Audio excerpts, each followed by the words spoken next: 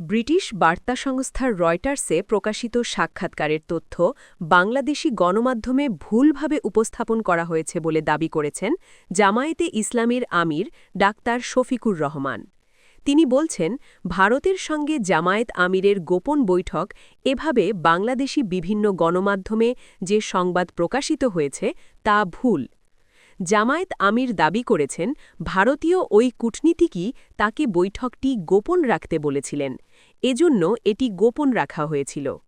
শফিকুর ফেসবুকে দেওয়া স্ট্যাটাসে এ ধরনের সংবাদের তীব্র নিন্দা জানান এবং ভবিষ্যতে প্রকৃত বিষয় না জেনে এমন বিভ্রান্তিকর সংবাদ পরিবেশন করা থেকে বিরত থাকার জন্য সংশ্লিষ্টদের প্রতি আহ্বান জানান।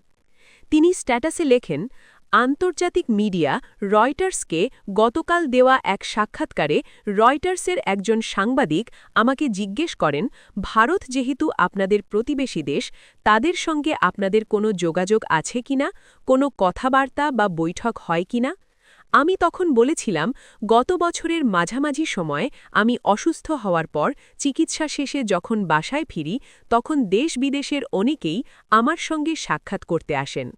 অন্যান্য দেশের সম্মানিত কূটনীতিকবৃন্দ যেমন এসেছেন, তেমনি তখন ভারতেরও দুজন কূটনীতিক আমাকে দেখতে আমার বাসায় এসেছিলেন।